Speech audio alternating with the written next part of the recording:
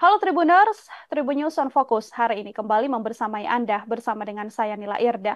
Tribuners, pemimpin Hamas Ismail Haniyeh tewas dalam serangan udara yang diduga dilakukan oleh Israel di Teheran, Iran pada Rabu 31 Juli kemarin. Kematian sosok tersebut memicu spekulasi tingkat keamanan di Iran mengingat Haniyeh adalah tamu asing dan juga petinggi Hamas. Dari laporan yang ada bahkan disebutkan Haniyeh ini meninggal dunia karena ledakan bom yang sudah dipasang 2 bulan lalu. Tewasnya Haniyeh ini sekaligus meningkatkan potensi konflik di Timur Tengah. Untuk berdiskusi dalam Tribunnews on Focus, hari ini Tribunner sudah tersambung melalui Zoom bersama dengan saya, pakar geopolitik Timur Tengah, ada Bang Yon Mahmudin.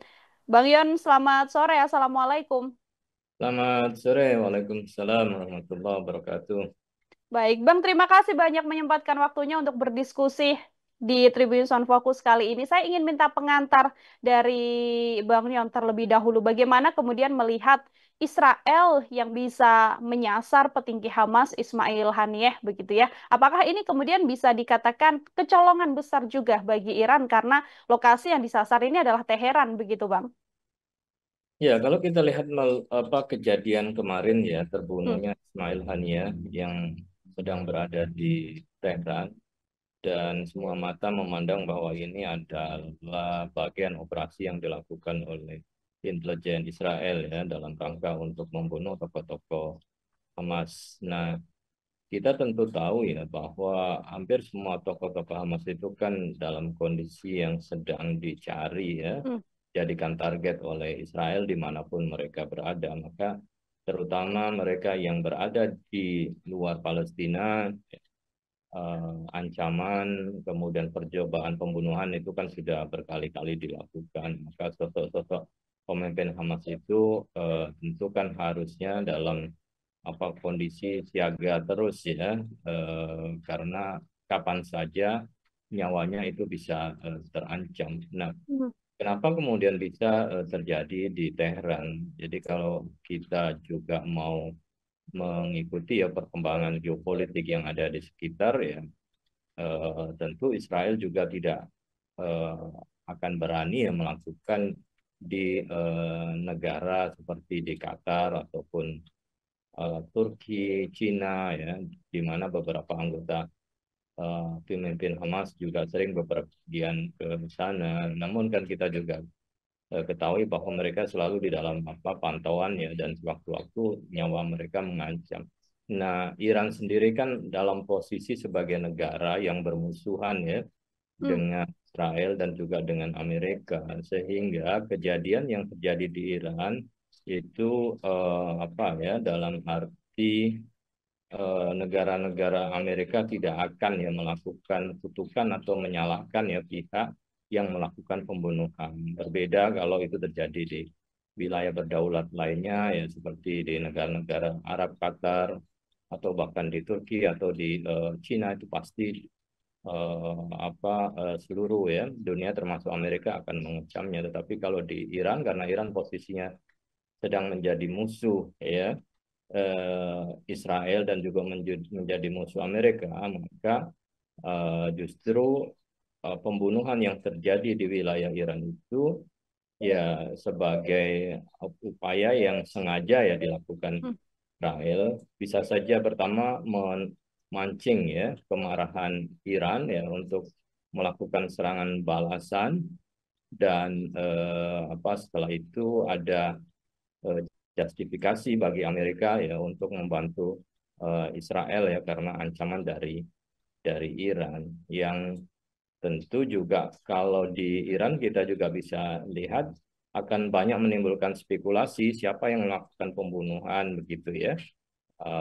Iran dikenal sebagai negara mayoritas Syiah, kemudian Ismail Haniyeh adalah seorang Sunni sehingga juga muncul banyak spekulasi yang mengaitkan bahwa ya eh, Iran terlibat ya di dalam pembunuhan ini. Tapi Hmm. kan tentu sangat tidak mungkin ya itu dilakukan. Tapi hal-hal itu juga saya kira ya menjadi salah satu alasan ya kenapa pembunuhan itu dilakukan oleh Israel di Iran. Saya kira juga salah satunya tadi itu ya untuk mendapatkan simpati dari Amerika dan juga ya menimbulkan berbagai macam persepsi perpecahan yang di kalangan pendukung Palestina sendiri berkaitan dengan tragedi ini.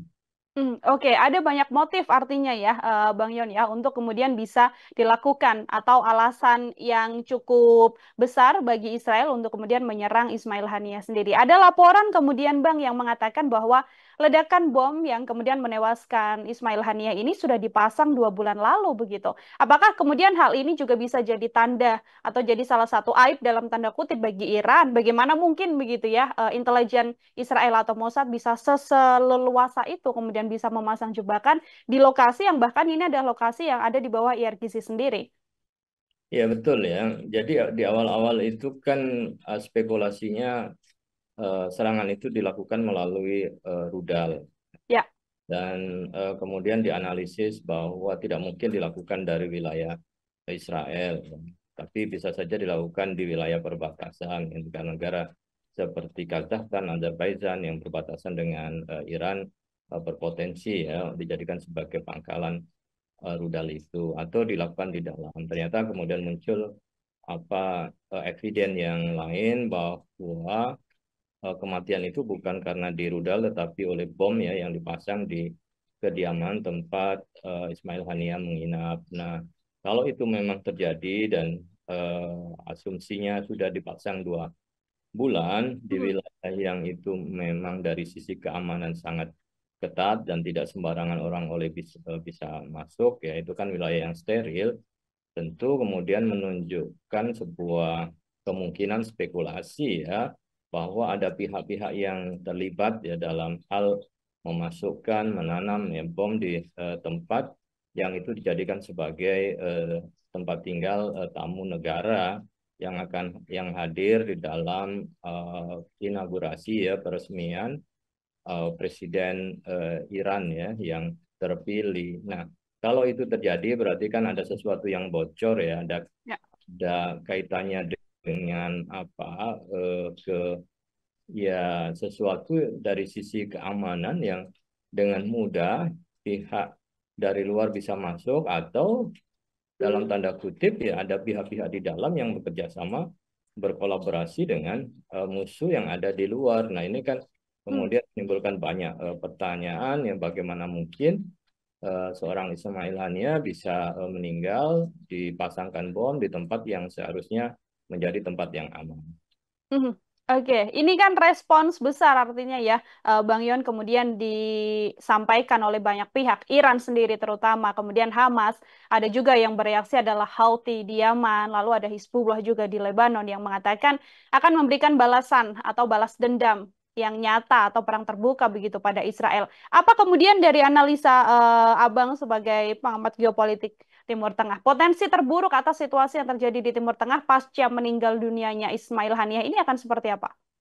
Jadi meninggalkan Ismail Haniya itu ternyata kan tidak melemahkan ya semangat perjuangan rakyat Palestina ya. Ya. Itu juga negara-negara dan kelompok-kelompok yang mendukung Palestina justru itu semakin menguat ya termasuk dalam hal ini kan internal Hamas juga semakin kuat, Hmm. yang ada Palestina justru semakin menyatu ya dengan terbunuhnya Ismail Haniyah. Nah, bagaimana kemudian tentu kita akan lihat ya bagaimana respon Iran. Kalau Iran dari Presiden dan Ayatollah Khamenei juga sudah sangat keras bahwa Hmm. akan melakukan balasan ya yang harus ditanggung oleh Israel. Nah, dalam hal ini saya melihat bahwa bisa saja serangan balasan yang dilakukan oleh Iran itu tidak langsung dari Iran ya secara konfrontasi terbuka kemudian ya mengirimkan senjata atau rudal-rudalnya seperti ketika beberapa jenderalnya terbunuh di Suriah begitu.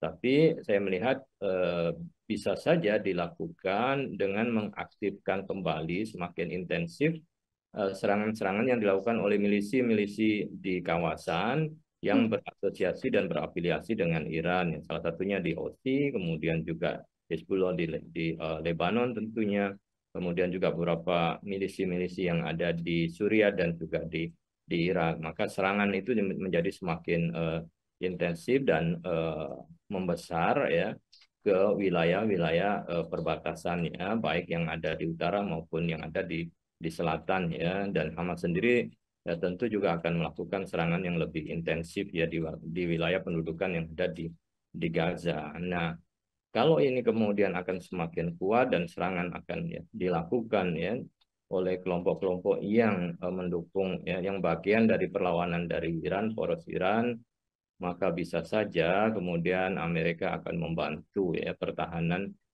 Israel. Tapi kalau kemudian Amerika membantu, setelah itu terjadi serangan balik oleh Israel ke wilayah negara-negara yang ada itu termasuk sampai ke wilayah Iran, maka saya memandang akan potensi akan semakin membesar karena biar bagaimanapun Iran ya, di balik Iran kan juga ada Rusia Hmm. dan Rusia pasti akan melakukan memberikan bantuan kepada Iran ya di dalam hal menghadapi kemungkinan perang yang lebih besar.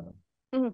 Secara kekuatan militer Israel sendiri akan seperti apa, Bang Yon? Karena kalau misalnya kita melihat Iran yang membackingi Houthi, Hizbullah, yang kemudian nantinya akan melancarkan serangan pada Israel ini, apabila memang belum diperbantukan persenjataan dari Amerika Serikat, apakah kemudian kekuatan militer Israel sendiri mampu menahan serangan-serangan dari milisi yang ada di kawasan ini? Ya, Israel tanpa bantuan persenjataan dari Amerika, saya kira kondisinya akan semakin melemah karena itu Hmm. kan bisa ditandai dari pertahanan udaranya ya dari Iron Dome yang beberapa kali kita lihat ya mengalami kebocoran yang banyak Ya. rudal-rudal dari milisi ya baik Hizbullah atau Houthi yang masuk ke wilayah Israel bahkan ke wilayah yang strategis. Nah, kalau itu kemudian terjadi serangan secara beruntun dalam jangka waktu yang serentak ya oleh milisi-milisi perlawanan yang berafiliasi dengan Iran, saya kira Israel akan keteteran ya. Maka pasti akan mengundang Amerika untuk membantu ya Hmm. menyiagakan juga eh, bantuan yang baik dalam bentuk pesawat maupun kapal perang kan yang sudah berada di sekitar kawasan Ya. Timur Tengah bisa saja itu akan semakin digunakan ya banyak digunakan untuk merapat ke wilayah konflik guna membantu Israel.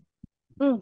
Ini sudah ada kapal perang yang memang diterjunkan oleh Amerika Serikat begitu ya Bang ya. Tapi kan Amerika Serikat sendiri mengatakan bahwa kami tidak terlibat begitu. Kami tidak terlibat dalam penyerangan yang dilakukan Israel terhadap Ismail Haniyeh. Apakah dengan serangan yang nantinya dilancarkan oleh milisi di kawasan Houthi Hizbullah pada Israel sudah barang pasti bahwa Amerika Serikat akan mendukung Israel dan akan melakukan serangan balasan juga dengan persenjataan yang sudah disediakan?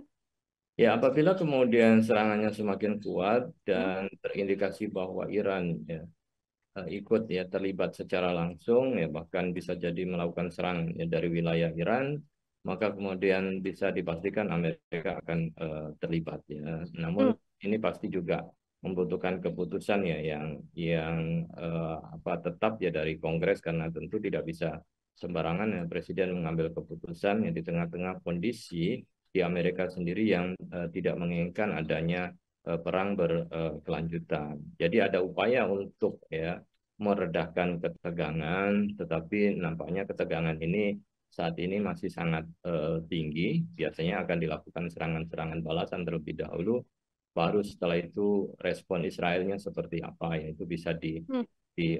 dilihat. Apabila kemudian semakin tidak terkendali, maka bisa saja perang itu akan semakin membesar dan itu melibatkan ya, aktor dari luar Amerika maupun juga ya, aktor yang lain yang membela Iran dalam hal ini adalah Rusia. Oke. Tel Aviv dan Haifa ini Bang, yang kemudian disampaikan oleh pimpinan tertinggi Iran menjadi titik utama yang akan dibidik Iran atau milisi di kawasan apabila memang serangan balasan yang katanya disampaikan pula akan dilakukan 72 jam setelah kematian dari Ismail Khamenei. Dua titik yang kemudian disebutkan Tel Aviv dan Haifa ini menandakan apa sedianya Bang? Ya, Tel Aviv itu kan dari sejak lama ya simbol negara ya sebelum mereka pindah ke Yerusalem karena di Hmm. situ pusat kotanya segala hal berkaitan simbol-simbol kekuatan ya dari Israel itu kan ada di Tel Aviv. Jadi kalau Tel Aviv itu bisa dihancurkan, dilumpuhkan ya masuk ya rudal-rudal ke wilayah itu ya maka secara umum akan mempengaruhi ya kondisi rakyat Israel sendiri atas ketidakamanannya ya Ya. mereka. Jadi kalau Tel Aviv itu bisa bocor, maka keamanan mereka secara umum pasti akan juga mengalami hal sama. Ini bisa menjadi semacam shock ya bagi Israel dan rakyatnya kalau itu terjadi. Kemudian Haifa, Haifa itu kan pelabuhan laut internasional ya, yang di situ adalah tempat-tempat berlabuhnya kapal-kapal dagang minyak dan lain sebagainya dari seluruh dunia yang menghubungkan dengan Israel. Jadi kalau pelabuhan itu dihancurkan dan sudah tidak ada lagi, dan sekarang ini kan semakin sedikit ya kapal-kapal yang mau berlabuh di Israel, dan itu yang menopang ekonomi Israel ya, itu menjadi kekuatan ekonomi yang dihancurkan. Jadi satu simbol politik di Tel Aviv, yang kedua adalah simbol ekonomi di Haifa. Jadi kalau dua-duanya terancam, maka posisi ya, Israel akan semakin terpojok ya Hmm. eh, di apa namanya ancaman yang dilakukan oleh Iran. Hmm, oke. Selain tadi disampaikan oleh Bang Yon bahwa Rusia akan ada di belakang Iran begitu ya, yang kita tahu persenjataan Rusia dan Iran yang juga sama-sama punya teknologi nuklirnya, ini apakah kemudian mampu nantinya bisa melawan Israel apabila sudah dibantu oleh Amerika Serikat secara langsung, Bang? Ya, itu kan saya kira dalam tahapan ancaman-ancaman ya yang Mhm. dilakukan baik oleh Iran maupun oleh Israel untuk masing-masing mengukur diri. Nah, kita Ya. tidak mengharapkan kemudian nuklir ya digunakan di dalam perang ini. Karena bisa saja kemudian baik itu Iran maupun Israel ya, kalau kemudian ancaman Iran bahwa dia mampu untuk ya memasang ya, menjadikan nuklir senjata rudalnya dengan hulu ledak nuklir dan Mhm. bisa memprosesnya, dan itu bisa menyasar masuk ke wilayah Israel. Saya kira itu kan dampaknya sangat mengerikan ya. Dan sebaliknya juga kalau Israel melakukan hal yang sama juga pasti dampak memusnahkan ya secara massal itu juga sangat luas dan sangat besar. Nah, kalau itu yang terjadi, sementara kemudian negara-negara yang menjadi bagian dari sekutu Israel yaitu Amerika tidak mampu untuk meminta Israel menahan diri, maupun juga Rusia ya tidak bisa meminta Teheran ya Iran untuk menahan diri, maka potensi itu yang akan terjadi. Karena biar bagaimanapun nampaknya kemudian ya Iran harus memberikan pelajaran kepada Israel. Dalam bentuk seperti apa ya kita bisa nunggu dalam ya 1-2 hari ke depan ya reaksinya akan seperti apa. Hmm. Banyak yang mengkhawatirkan, Bang Yon, bahwa situasi terburuk nantinya akan mengarah pada Perang Dunia Ketiga. Kalau dari analisa Anda, seberapa besar kemudian konflik ini bisa mengarah ke Perang Dunia Ketiga jika nantinya kita melihat saling serang antara dua negara ini?